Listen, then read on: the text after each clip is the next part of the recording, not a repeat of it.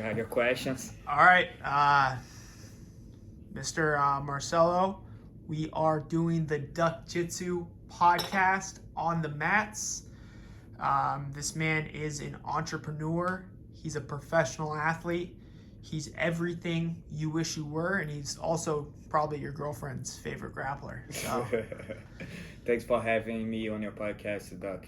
It's a pleasure. So how do you like Seattle? It's awesome. Got to walk around a little bit on the marketplace. It's pretty. It's nice.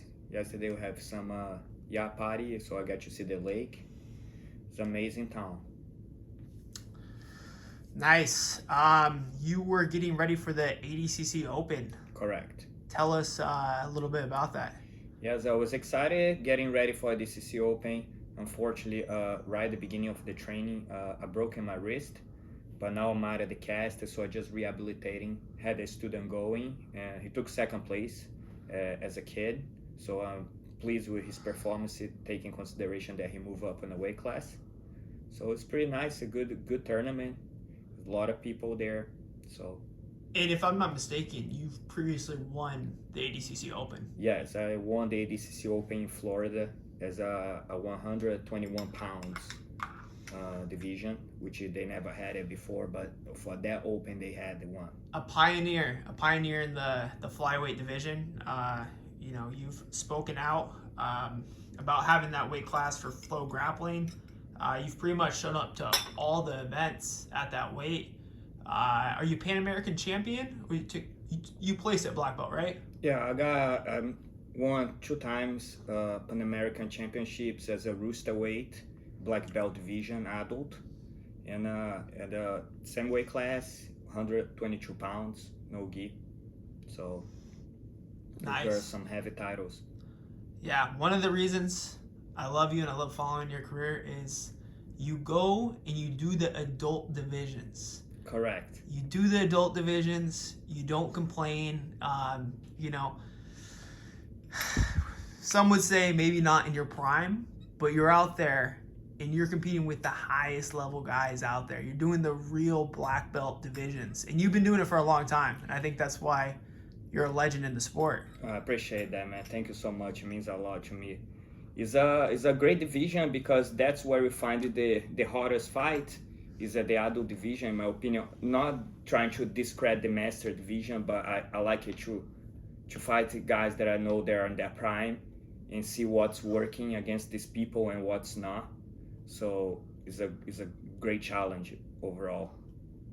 What do you think of those guys that go and they win IBJJF, Pans, Worlds? They say world champion. World champion. In Master 7 divisions. They just leave it out there was Master 7. They say, I'm a world champion. I'm just going to leave it out there's a Master 7. It's just a small detail. Yeah. I mean, every accomplishment is respectable. You gotta respect every accomplishment. But for me personally, I think there's more.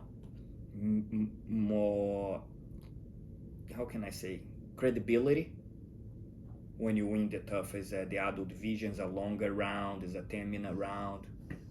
So I feel like you get more eyes on you fighting those divisions.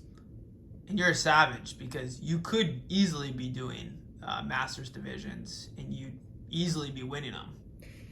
I don't know. I cannot count that I'm gonna win, but yes, I could already be doing Masters 3 if I decide to. I was gonna do the ADCC Open for the first time, the Masters division. I was excited to fight 35 years and up. And then, of course, I got injured, so maybe next time. I want to see how I do at the Masters. It's a little, you gotta move fast because the round is shorter, so you don't have too much time to work.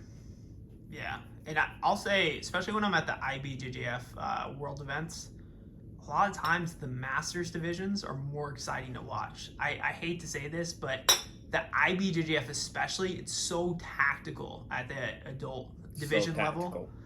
So tactical. So as the ADCC, it's very tactical too, because if you want to pull guard, you gotta know when to pull. If you pull guard, when the points are count, after a certain amount of time, you get negative. So kind of be creative if you want to be on the bottom. You cannot just pull guard and get a negative point. You know what I'm saying?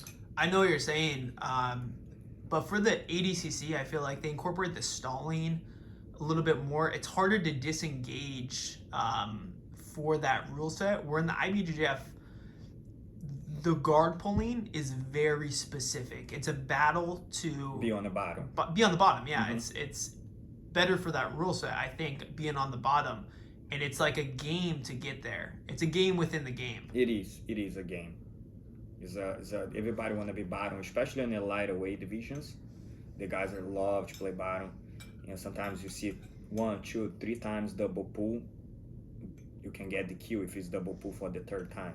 You know that? I know. It looks a little silly. I'm not gonna lie. I think when you see those 3, 4, I think Oliver Taza did like a little.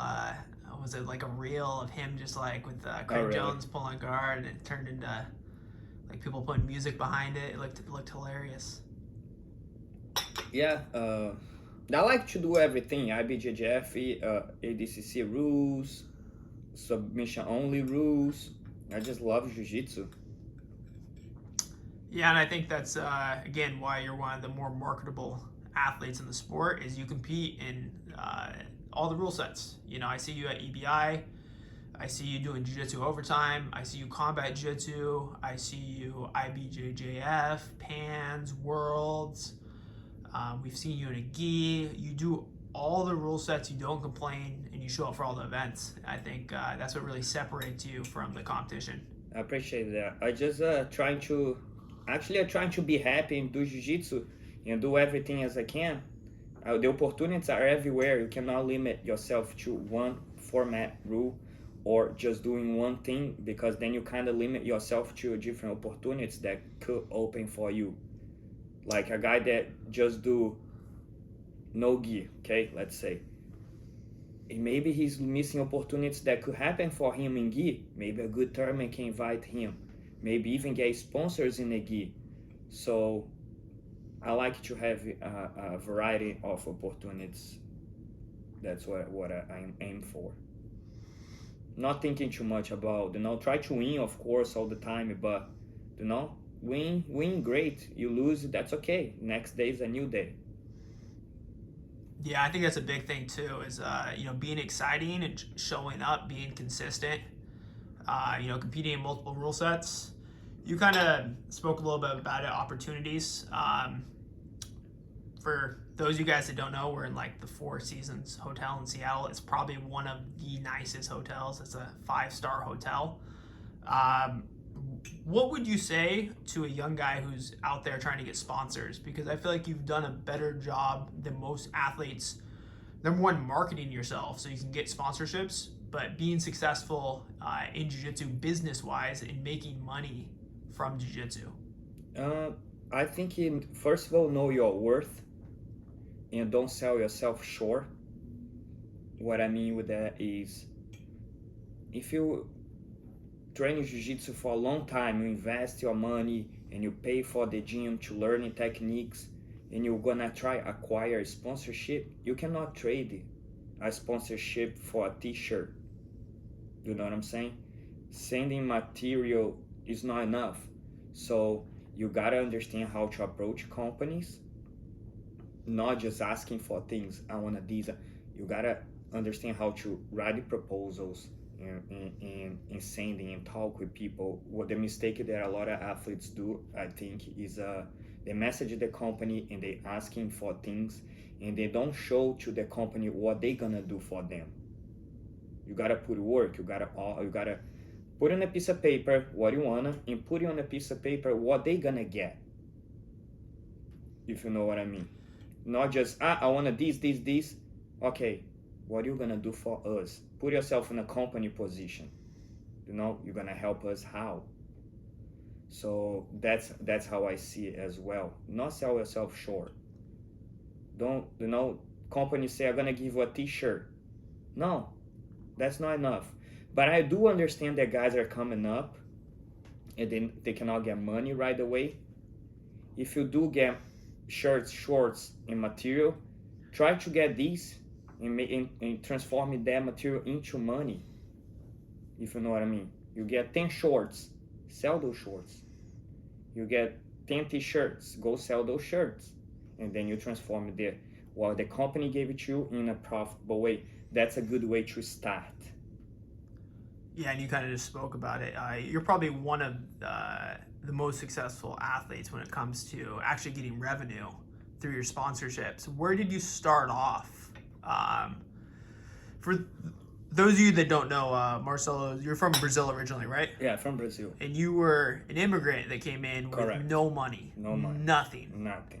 Nothing to your name, and you own an academy. You got a lot of money in your bank account. I don't know how much, but you look like you're doing all right. Like, you're always at the nicest places.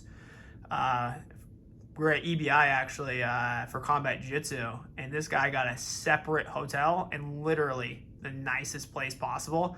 And that time, like our whole hotel wasn't that shitty. Like sometimes they our hotel was really nice actually. The Hard Rock was awesome. Yeah. That one was like one of the nicer ones. And I remember seeing you like 2 or 3 days after you left the Hard Rock, and you like upgraded to, like the best place in Cancun. That was, I want to thank you that you, my other sponsor, Penguin Fingers, they always take care of me. So thanks to them, I could do that.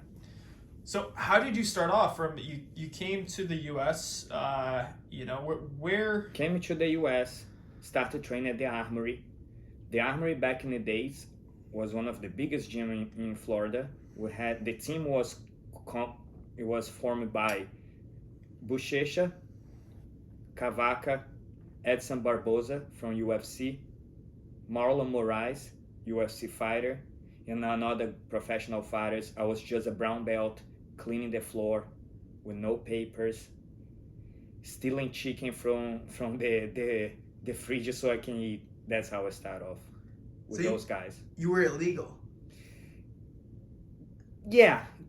Now I'm American citizen, but yes, that's how I came. Nice, man. So how'd you get here? You just came in and just never left? I came in and I have a family here, with make applications. But it takes a long time. It takes a lot of money to get through the paper and the process. So I was like, I was not going to go back to Brazil. I was going to stay. So how'd you do it? How'd you stay? I know. But, I got good lawyers, and if you have a good lawyer backing you up, they go through the process. They know how the ends and the breaks, and I just went. The main thing is get a very good immigration lawyer. Okay. That's how he did it for me. Everything, send a package, and I got it. So you're living the American dream. I hope so.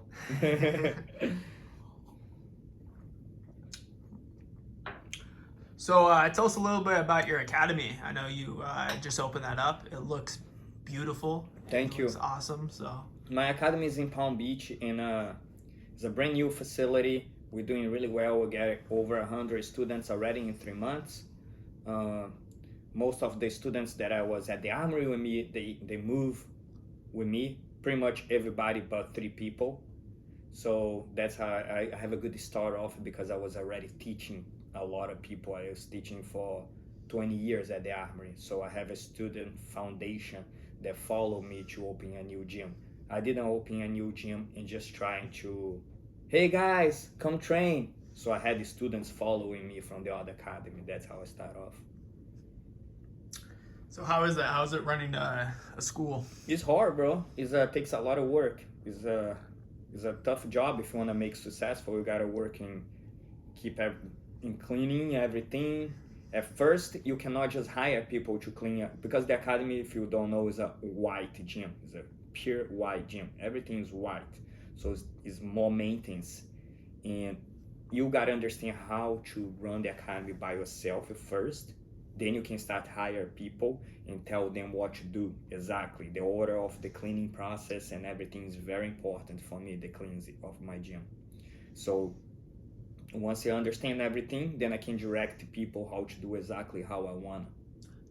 How many hours do you spend a day at the gym running your academy? You never stop once you own a business. It's a lot on the phone, emails, appointments, and new students trying to get consultations to see the gym. I do a little bit different approach what the other martial arts schools do. What do they do? Free trials and all this nonsense. So, like I said, then you know your worth. For example, a blue belt come. Why you gonna train me for free? That's one thing I don't understand. A lot of people try training for free, and I don't understand that. Why? I cannot go to Publix and say, I'm gonna try this sandwich, and if I like it, I buy. Can you do that? No, you can't. No, so it's the same with me. What do you mean? You're a blue belt. What do you have to try here? This is Jiu-Jitsu. So you just have them do a drop-in fee. They show Drop-in up. fee, don't matter what. I like No matter that. what. Doesn't matter what affiliation. Don't matter what. The only exception if the guy is like a black belt or a gym owner, the leader, you know. So that's the black belts training for free at the academy. Oh, nice. So yes. So, but everybody else, you have to. You have bills to pay, right? It costs money to run a business. So if you want to train, you gotta pay your share. do you feel like owning a school is slowing down your training at all? Have you been? No, maybe at the beginning a little bit because you gotta oversee everything. So sometimes on the mats, you gotta watch the white belts, make sure they don't get hurt. It's your school. You gotta care for your students a lot. So I like it to sometimes not roll, so I can make sure that my students are safe in rolling. Make sense? So if I see a position, sometimes they can hurt themselves without even not knowing. You put a white belt to roll, and the knees twist in a weird position, he not even know that. Yeah. So you gotta oversee a little bit those beginners and the white belts during the rolling. So, but it don't slow down once the academy start picking up and running smooth. Then you can go back to a regular regimen of training. So what's next for Mr. Marcelo? Next is rehabilitating the wrist, doing some physiotherapy, and next year looking for do my master division debuts for the next year. Hopefully do combat jiu-jitsu, which is really fun. I don't know when they're gonna have my division again, but hopefully soon. We're in strict negotiations right now with Marcelo, trying to get him on the Washington Submission Series. So Oh yeah. I think we're in talks of opponents. So tell us a little bit about the Talon incident. It was not it was not an incident. The thing with him that I got mad is because he was talking. You cannot see on the video, you cannot hear, but he was talking crap the whole match. So I was like quiet, just absorbing. And then when I won at the end, that's when I released what I was feeling during the match. Like, he was talking. I was like, okay, just let me be quiet. What was he saying? He was looking at Bravo and say, "Come on, Eddie Bravo, we gotta do some judo over here." What? And he wants me stand up. The guy is a judo black belt. Why are you gonna stand up with him? So what? So he can throw me or something? So he was really mad that I was pulling guard all the time and frustrated. And he was saying, "I gotta teach you some judo, Marcelo. And then he looked at Bravo and talking some nonsense. And then, but it's all good. It's squashed off the beef. I don't care. It's just a hit of the moment. We might rehash that for a Washington Submission Series coming up. And that was probably one of the sickest Kimuras I've ever seen. Like, It was amazing that he didn't tap. Like, his hand was behind his elbow. I gotta give it to him. He's very, very flexible guy. I didn't expect. I never thought somebody so flexible as him. I heard some noises on the arm, but he said that he was fine. But yeah, it was a nasty arm. Kimura locks on that thing. So Marcel is very successful. He has a lot of enemies. That's what happens when you're as successful as he is. The next person I want to talk about is Michael Courier. Okay. That's another good match. No, it's not. It's not. I don't have problems with Michael Courier at all. No problem. No problem. What? I don't know. There's nothing with Michael. No, the thing is like with Michael, I understand that he fought for me, and he did pretty good because he win the overtime. But bro, you're trying to make a career beating me because you start on my back with the choke lock thing. Oh, yes! Yes, I beat Marcelo Cohen with the choke lock thing. Ta! You know? It's different than you grapple the person face to face. You know what I'm saying? So I remember there was an issue with his weight. Didn't he tell you he weighed like 125 or something? Oh yeah, that was a 145 division. It was 145. I do know Michael Courier. He probably walks around about 140. 140, 138 would be my guess. Maybe 35, but somewhere between 40 and 35. He's a smaller guy. Okay. He's a smaller build. But he told you he was like a rooster weight or something like that, No, he's right? not a rooster weight. Man. The guy cannot make 122 pounds for nothing. Come on, bro. I'm not rooster weight either. This is the real rooster weight. Is 122. You know, that's the lowest rooster weight that you can possibly see. Yeah, I can't make that. You can make it, man. I can make 25. You'll be surprised. Those cuts are kind of dangerous for you too. You know, No, if you yeah, don't know yeah, how to cut, No. this is not good for your bones. Yeah. You know? I know how to cut weight. I know. But 22 is a little You too low can do for it, me. bro. You can do it. I don't know. Right before the match, imagine, and then you just gotta go and fight. Yeah. I mean, if you have the willpower, you know, you make it happen. You're worth it because you get like now. Imagine you cut to 122. Now you have a big title in your hands. I could see myself in a hospital. I could see myself trying to make 122. Yeah, 25 is about that's about as low as right. It's ugly. It's ugly to get me It there. is hard, right? Yeah. So no, I know. Yeah, but Michael is a smaller guy. I don't think he's a rooster though. He said he was a rooster, right? Was that the rooster weight? They never seen he competing at rooster weight in his life. I believe that was the quote. That was the quote. We were in Texas. He's never made rooster weight in his life. I don't know how that came up though. How did it come up? Tell us the story. A little bit of context. There is no. I don't even remember who's Michael Courier. Let me see if he's on BJJ Heroes. Oh, not there. Don't matter. See what I'm saying? So who else? So we got Talon. We got Michael. Was there any other athletes? My biggest that have problems with that. I don't know if you're Oh no. The 6 a.m. sensei. Hey, stop. 6 a.m. sensei. Spencer. Okay. Spencer Mummy. Okay, right? that was the biggest one. Was that the biggest one? Probably. Okay, let's rehatch this one. Hey, I'm glad that Spencer is doing well. They have a beautiful kid. Have a nice family. I met his daddy actually. He's a really good guy. And I think at that time was when everybody started calling people out. It was the new thing. And I think it was more like a marketing strategy that was used. So what exactly happened? So for those of us that don't know, Spencer is he's a jiu-jitsu athlete. He's really good. He's a good competitor. EBI overtime. He actually beat Frank Rosenthal. The first time I remember like running into him, we were on an elevator, and the dude was reeking of marijuana. And I'm thinking like, how in the heck did this guy sneak in marijuana from Florida, getting on the plane and bringing it into Texas? And this dude like literally just had like the whole fucking thing of bag of weed, and it was just packed to the 9. And I asked him, he's like, I just brought it on the plane. I was like, that's pretty ballsy. So I that was my first experience, and I thought that guy was just gonna just get destroyed. No, he's good. He's good jiu-jitsu. And he ended up beating Frank in the EBI. It's the EBI overtime thing again, but still, that's what they train you, right?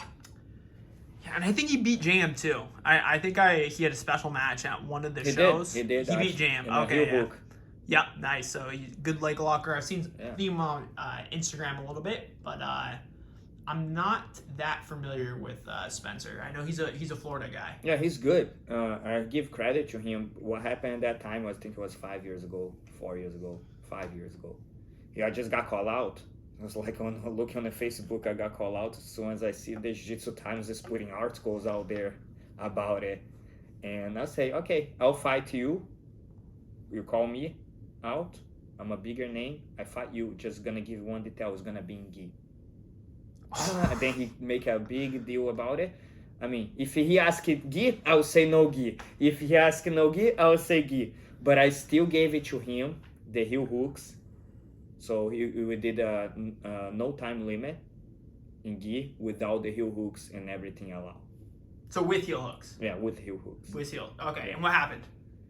I bought him in 2 minutes. Okay. So, He did a good attack on my leg, then I escaped, and then I got him in guard, and that was it.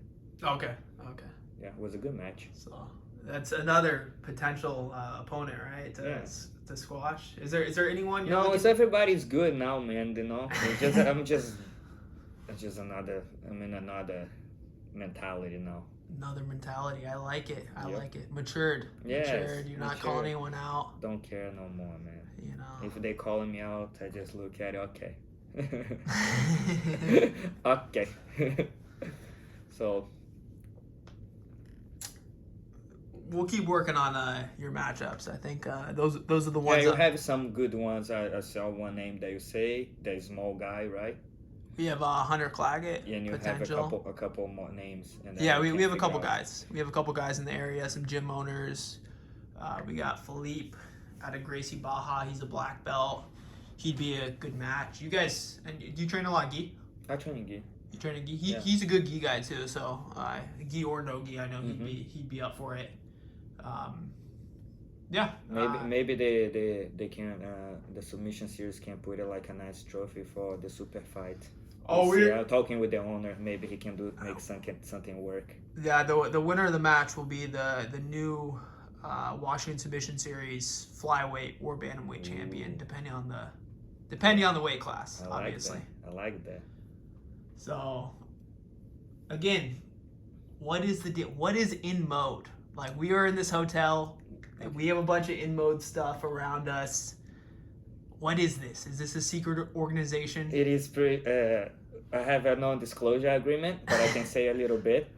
They're a great company. They make machines in the medical field. They're a public company. You can look them up, buy some stocks, and they're doing pretty well. And they're great sponsors. I do also bodyguard service for them when they have celebrities. So it's just being a great partnership to help each other, you know. And if I'm not mistaken, was it Paula Abdul? Paula Abdul, yeah. I You did were the bodyguard in LA, right? Yeah, in Beverly Hills, yeah. Beverly Hills. Went to Beverly Hills. In mode, they had Paula Abdul doing appearance. And they need a bodyguard. Of course, you cannot just leave a celebrity walking around with nobody around her. So they hired me to do that job since I was already the sponsor athlete for them. So what's that like? Like, do you ever have guys just like run up on Paulo and you just gotta whoop their ass? No, I just had to control the line for the pictures and make sure that nobody, because sometimes a nice event and people get excited. So I gotta get people through the pictures, running, you know, not hanging on her. Sometimes alcohol happens, you never know. People hanging too much on a celebrity, trying to, you know, put the hand around. So I just watch out for them, guide them through the route where they're gonna go in a hotel. We're gonna go this area first. We're gonna just guide it through the whole thing around, and then until when they leave. It's a good gig. So I would imagine, you know, you have a couple drinks, you start touching a celebrity. Correct. Like, what is the next step? You warn them first. No, I just You just go for it. not go for, but I go- just do a crazy look. And usually when it's an actress, celebrity, it's an easier crowd. So, you know, like they're like lawyers or doctors. So it's pretty chill. You must have some good stories. No, actually, the only story that I had it was on when we were in the booth, the guy tried asking for take a picture with Paula Abdul, and he have his drinking trying to do the Captain Morgan pose. And Paula Abdul have this expensive Louis Vuitton skirt. So imagine if the guy trying to do the Captain Morgan pose and put the drink on his knees and fall on her skirt. So it was the only incident that I look at him crazy, and he kind of got what I'm saying just by the way I was looking. Have you worked with? I assume you've worked with other celebrities or other important people that need bodyguards. I have other celebrities that I cannot disclose at the moment, but there's two celebrities that I work with it. And Could you tell us any stories of crazy people? that was the craziest one. That was the craziest yes, one. it's like I said, I will not do bodyguard for rappers or something like that. And then the celebrities, when they are actors and things like that, is a high-end event. They don't even want a big guys either way. They want a small person that can blend in with the crowd and don't even look really like a bodyguard. So that's what they're looking for. I would imagine for like a rapper, would you have to take a bullet? Yeah, If someone correct. starts to get. I don't want that. don't need to do that. So yeah, it's a good job, and I also I run security. I have a security company that I run for other events. So is everything play out together, and everything's involved with Jiu-Jitsu as well. So tell us a little about your businesses, because you don't just do jiu-jitsu. You're a bodyguard. I do bodyguard. I run security for a couple clubs, and I have the gym. And I start a CBD company right now that is on the works. The final process is a organic CBD, and it's gonna come out. It's gonna be great. And I try to do a little bit of everything. What's the market in CBD? It seems fairly saturated. Have you been? It's saturated, but if you be able to get the USDA approval for organic, which I did. My CBDs have the USDA little green logo. Okay. Then you kind of differentiate yourself. Because if you take a look, there's a lot of CBDs, but not every CBD is organic with the government seal. That's where it's at. Because now I give you something like those drops, right? Whenever you drink my CBD, you know the government check it out and put the stamp, and now you know that pesticide free, is clean CBD, different than these CBDs that you're gonna eat. How do you know there's not even feces on it? Yeah, I was actually in, so it doesn't make as much sense being in Washington State, because I feel like we're fairly regulated. But I was in New York, and possibly the sketchiest weed shops and CBD things were going on, where it looked like, somebody is running like, a crack house basically, and like this was their shop for like marijuana, and it was just the sketchiest place possible. It looked like there was basically drug dealers running the weed shops in New York. Like it was ridiculous, the quality of the stores. Correct. That's why it comes like it's a lot of brands out there, yes, but there's a lot of organic approval with the seal, not many. Yeah. I think, again, like Washington, California, I think there's a high price of entry to get into that industry. So you got to have a lot of money to start off with. You have to get the certifications, everything, but I just don't think that's not in all the states. That's not in all the states. And I think the less regulated it is, the more important it would be to get that USD approval. I think it does make a difference. Don't you feel bad if it was you? Don't you feel bad in drinking something that you know is pure and organic than something they don't even know they make in their backyard? Exactly. So it's saturated, but it's not. I'm going for quality. Nice. Yep. Do you partake in the CBD?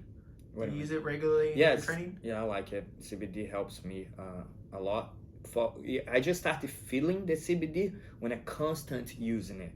If you put it once, maybe not feel as much, but it affects me when I constantly leaving on me. I'm applying several times a day. I leave with me a little bit, and I just keep using it. What else do you do for your recovery? I like it to. Ice is the best one in my opinion. The cryo. Have you tried the cryo? I have. I mean, not the regular. There's the regular cryo, the full body, and there's the localized cryo. I've actually done both. Yeah, the localized is the best, in my opinion. Whenever my knee catches or I pop something, I do localized for the icing. Yeah. Do you feel good? It feels good, yeah. So when I have light inflammation, I'll do the localized, but I occasionally do the full body just for recovery, or take a cold bath. I mix it up, but I mix in a little cold therapy. So. Ice is the best. It's the best for recovery, in my opinion. It takes the inflammation away right away. Yeah, I think when you supplement it too with the CBD, like the two go kind of hand in hand. Mm-hmm.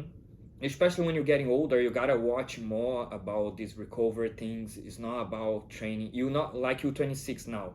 When you're my age, you're not gonna train the same. I'm telling you, you're gonna have to focus in more in workouts and maintenance of the body. I remember at your age, I was jumping guard and just doing all sort of things and rolling and scrambling. So when you get older, you gotta, especially being a small guy, you gotta be careful more. You gotta, you just gotta be more aware of your body. Take care of your body even more. Yeah, that makes sense. Tell us a little bit about your training. I mean, you're competing at a high level. How do you balance the work, training? Yeah, a regular day, a good day of training for me will be waking up, doing strength conditioning. It can be running at the beach or maybe a workout. Then I go lunchtime, teach and train, go home, rest, eat well, go back at night to the gym and train again. So it'll be like 3 training sessions. That sounds pretty savage. I mean, what were you doing in your early 20s? The way they roll, I feel like you gotta change a little bit. If it makes sense. Do you do more specific training, more situational training, or do you try to just have more controlled training More partners? control training partners and more control yourself too. You cannot just. I don't feel like I was jumping crazy and try to scramble too much. I try to get positioning and controlling positioning more.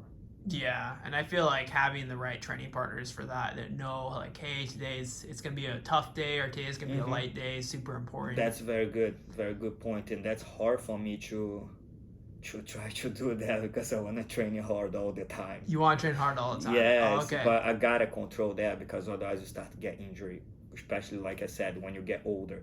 So I'm now in the process of understanding that transition. Yeah. I usually only get after it like once a week or twice a week. Super spazzy training. I'll have my actually one of my training partners, Josh Bacala, who's originally I think from Florida. Yeah, I know. So I'll get together. He's really good. Yeah. I'll get together with him and then one or two other grapplers. We do like Shark Tank stuff like that. So when I'm getting ready for comps, like that'll be the day where I just spaz out. They're bigger guys. So I just go like 150% on all the.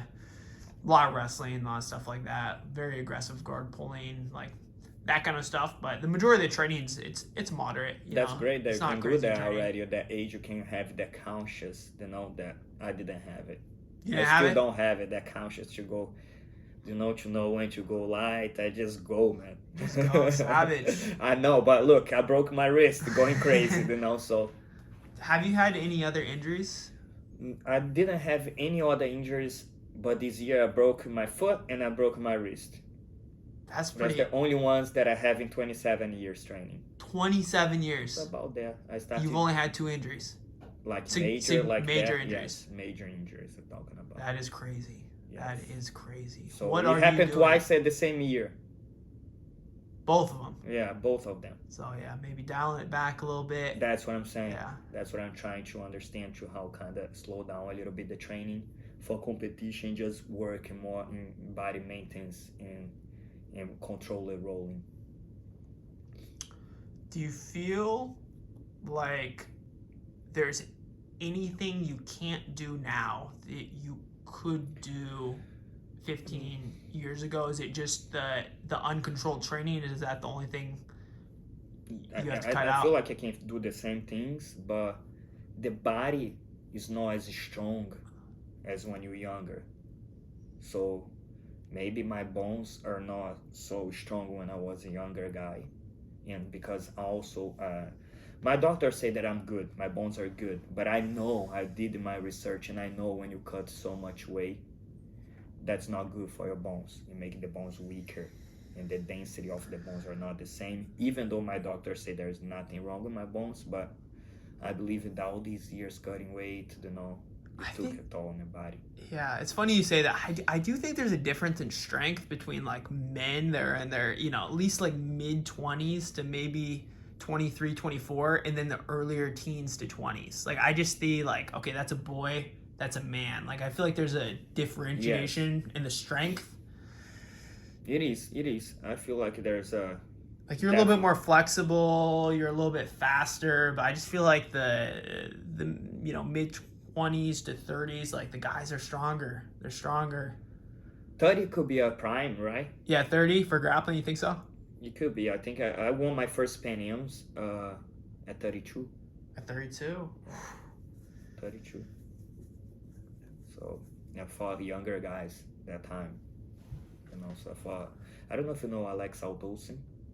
I have the Mexican one of the. Yeah, he was an EBI, right? He was ABI. Yeah. He competed against Eddie Cummings.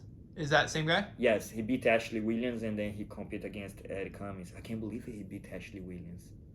That was a while ago then. Yeah. That was a while ago. Yeah, I didn't know that. I do remember watching his match against Eddie Cummings. Yeah, that was when Eddie was in his heyday.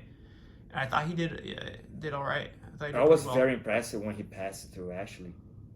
Yeah, I didn't see that match. So when was that? It was right before he fought Eddie Cummings on the semi bracket. That was his first round. Oh, that was his first round. Yeah. Oh, okay. So he beat Ashley, and then he went to the Eddie Cummings fight. Then he lost by heel hook. Oh man, that guy's looking really good. I know. He's looking really good. He's competing today in ADCC. I know. He lost by 2-0, but he lost 2-0. Okay. I know, but I mean, he just beat me out, and he's awesome. He's looking better and better. How old is he? Do you know? Almost 30. He's almost 30. That's what I'm guessing. I don't know. Okay. That's what I would guess. Yeah, I don't know. I'm not sure. But 30. he's been on a rampage. I've been watching that guy. Yeah, he has an insane pace. I know. He doesn't slow down. I know. He's well-rounded. He's wrestling looks solid. He pulls guard. He's doing the leg locks. He's countering. I wonder where Mikey is at the ADCC. I don't know why he's not doing. That's a guy that I would love to see at ADCC. Mikey. Yeah, he's another fellow Roosterweight. One of your old. I fought him last year. Yeah. It was a good, interesting match. What do you think of that, Mikey? How do you feel? I feel, of course, man, Mikey is the best guy, out there. I feel like he's amazing. He's just a very tough guy. I'm happy that I went 8 minutes with him. Just on a different level, technique-wise. Yeah, I feel like also there's a lot of pressure when we fought for him to win. Yeah. So he kind of was cautious, because he didn't want to, I cannot lose to Marcelo Cohen. You know what I'm saying? That kind of thing, the pressure is on him. So he hadn't competed a long time in no-gi. So I feel like he was very cautious on that match. Compared to the other ones that you see how he lost. Then he won against Lucas in 30 seconds. Then he went against Rich Alarcon 30 seconds right after my matches. Remember those? I remember those, yeah. Those were quick. He's definitely something else. He's a very nice guy. I'm very happy that I compete against him. What do you think? The best guy you've ever competed against? Who was it? Mikey? No, Kyle. I think he was... with Mike, I feel like you could see the patterns of what he was gonna... you feel them. He's passing this side. It's just... can't stop. You see where he comes, the angles, but... Kayatera was just... He just pulled something out of nowhere. He just poof. How did he do that? When I fought Kyle, it took me 2 months to figure out what he did. Do you know what I'm saying? So I think that's good. Probably the best competitor that I went against. Kayatera. I think so.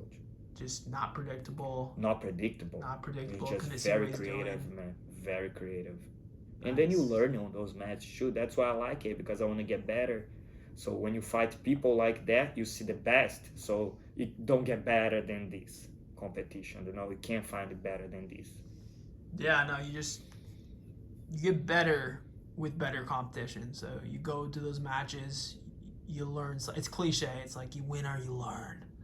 Most people say that shit, but it's not. You definitely get better at Jiu-Jitsu when you fight these people. Yeah, you're going to go to a different level if you see a higher level of competition. Yes. And I think you probably improve more when you lose a big match than if you win a match. When you win a match, you don't look at it as much where you make the mistakes. Yeah, where you make your mistakes. Where if you lose the match, you go back and you analyze every little mistake that led up to that loss. Some people, they're able to treat their wins like losses. That's really what you got to do. I think at the highest level is really go back and, even if you won a match, say, hey, where'd this guy give me trouble? Where'd this guy give me a hard time? Where'd he off balance me? Where was his grips? Did I shut him down completely? Like you gotta push yourself and you gotta say, I could do better here, even if you win the match. I think For the best the guys next do match. that. Yeah, for the next match. And that definitely helps because I had a really problem when I transitioned to the submission only in getting leg locked by people.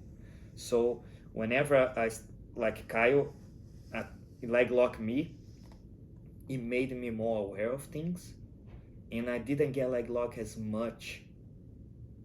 Do you know what I'm saying? Like, I got leg locked by this guy. I started looking into patterns in legs and understand more about the leg. The leg lock for me is a lot about trying to prevent. It's a preventive game. Yes. To avoid. To avoid the leg entanglements. So, yeah. Yeah, I've kind of switched up my habits as far as my leg entanglements go. Just the last surgery I had. So I've had 2 meniscus surgeries. Unbelievable. So I can't play butterfly guard the same way I used to be able to play butterfly guard. To get into the legs. To getting to the legs, and I can't do body triangles. Like my leg when you get the back. When I get the back. So my overtime game has just gone way downhill. Not totally, but You have to change. Yeah, I have to change it. Like I might be an armbar player now. Mm-hmm. I still have a good rear naked choke. I still have good chest to back control, but just occasionally when I lock in that body triangle, my leg locks out. It's on a certain side, so I cannot keep it just regular hooks.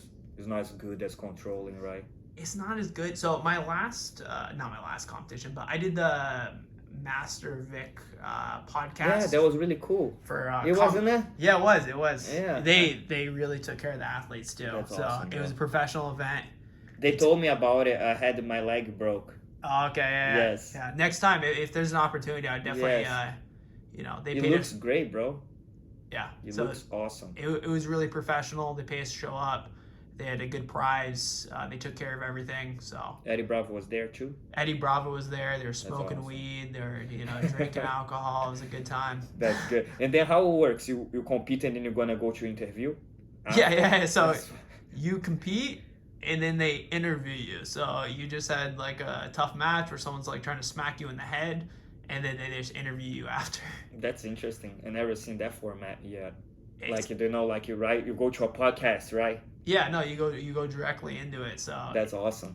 It was different because there's definitely more camaraderie when it's like you're not gonna talk shit if it's like you're gonna be hanging out with this guy for the next like 2.5 hours. Like we listened to Eddie perform his comedy skit and play a couple songs after the fact. Awesome. So you're hanging out with the guys basically. It's just a different vibe. Like we went out, we scrapped, and then after we, Is David fought that tournament? Yeah, David did. So remember that combat jiu-jitsu he did with Michael? I remember that one. One. So initially I was going into it, and I was definitely a little hesitant to play bottom with David because I was like, it's because he played no controlling distance. That's when the close guard, in my opinion, combat jiu-jitsu is so important. So important. Yeah, you need the ability to close distance or play from the distance. You need to not be halfway this little knee shield thing that he was trying kind of thing. Remember? You got to be all the way out. So I feel pretty comfortable playing half guard, but I'll play half guard with my foot fully extended on their shoulder line. So I'll either rest. So you play knee shield with the foot on the shoulder. So it's not even a knee shield. I half guard basically, and I'll play with my foot on the shoulder, somewhere between top foot. Yeah, somewhere between shoulder and elbow to take away the top strikes. But if I'm getting smacked, I'll wrestle up to a single leg. So you have to come up. Yeah. So I'll play between those two, where I play really long with an extended posture, or I'll just come all the way in and then I'll start wrestling up essentially. So I feel okay playing that, but it's not somewhere you can play for a prolonged period of time. So what do you think Michael's mistake was? Oh, you got it right. Distance management. Distance management. There's times in that match where you just got to get the fuck up. I'm sorry. Like we're doing with the strikes, it's like there's gonna be times where you may not want to wrestle, but you're going to have to close distance or create distance. Like those are your options. You're all the way in or you're all the way out. There's no in between. We reach Charlie Cole. when I fought him, I was going really, really well on the match. I was perfect strategy until the very end that I made a mistake and he got me on the neck. Oh, okay. You remember? He He was getting very frustrated. My strategy was totally different. I know he's one of the best strikers on top. He's dangerous on top of each other. He has a nice straight right down the middle. Yeah, he delivers some damage, so I knew there. So I was like, okay, I'm gonna keep on my feet the whole time, the match, and if I'm going down, I just go back up and then drag it to overtime. Nice. And Richard's a really good wrestler too. Yeah, he took me down several times, but I was able to get back on my feet or close guard, distance close, back on the feet. But yeah, I was very worried about his strikes. And when we flip the coins, I always choose top because I let him wrestle up again. Now I'm back on my feet again. Now he cannot strike. Do you know what I'm saying? I know what you're saying. Imagine when we flipped the coin, I was on top of him and let him back up on his feet. Now we are already 30. What is that? 1 minute? Yeah. I missed the match. I watched it. I know you were in the back. Yeah, you were like on the back. It was right after each other. So yes. But no, it was a good match. It was. I remember Aislinn told me about it. Yeah, it was good. Yeah. So, shoot. I mean, what else do you got going on? Are you one night in Seattle? No, I'm staying tonight for the in-mode event. Tomorrow has a second day event, and I head back to Florida on Monday. Nice, teach class. Yeah. So what's the event tomorrow? They have a convention, an in-mode convention downstairs. Okay.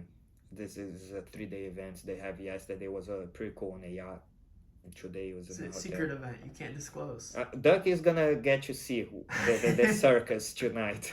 You're gonna get to see the circus tonight. So yeah, it's good times, man. It's about enjoying life, you know.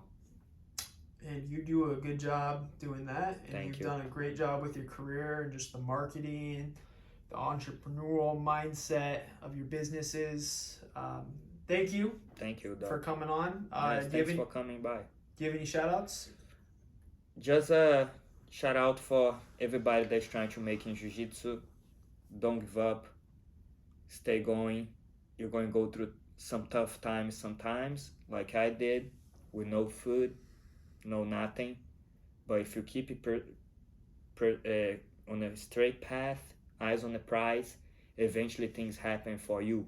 It's not gonna be overnight, but eventually, if you don't give up, you can do it. Sweet, awesome. That's a take. That's a wrap.